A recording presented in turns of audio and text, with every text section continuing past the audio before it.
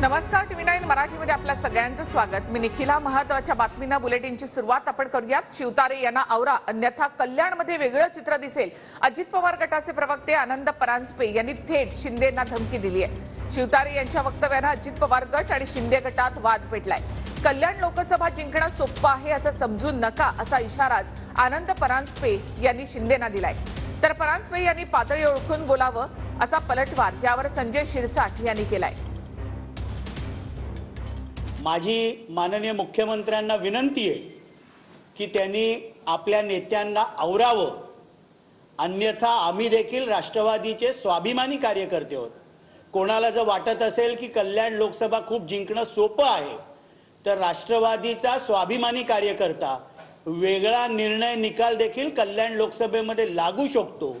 त्यामुळे जिल्ह्यातील महायुतीचं चांगलं वातावरण राहावं असं जर माननीय मुख्यमंत्र्यांना वाटत असेल, तर आपल्या वाचाळवीर शिवराळ विजय शिवतारे यांना अडवावं, त्यांना योग्य ती समज द्यावी। अन्यथा आम्हीही स्वाभिमानी कार्यकर्ते आहोत राष्ट्रवादीचे।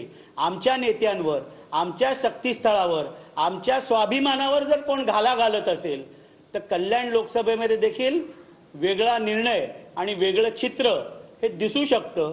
एवढंच मला या निमित्ताने बोलायचं। असं पण म्हणतात, महाराष्ट्राला माहिती आहे अजितदादा जे बोलतात ते करून दाखवतात, हा इशारा आहे म्हणून सांगतो। अजित पवार आहे। अजित पवारांच्या तोंडी आलेलं वाक्य तुमच्या तोंडी नको। तुम्ही त्यांची उंची गाठू नका। आपण आपल्या लेवलमध्ये राहिलं पाहिजे। अजितदादा ते त्यांच्या लेवलमध्ये आहेत, त्यांनी काय बोलावं हा त्यांचा विषय आहे। मग प्रत्येकजण जर अजितदादा व्हायला लागलं तर मग प्रत्येकजण एकनाथ शिंदे होईल, मग हे चालणार नाही ना। म्हणून त्यांच्या नेते लोकांची एक वेगळी फळी असते, त्या फळीच्या बरोबरीने आपण जाऊ नये।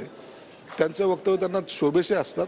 आपण त्यांच्या वक्तव्यासारखं बोलायचा जर प्रयत्न केला तर पक्ष अडचणीत येतो।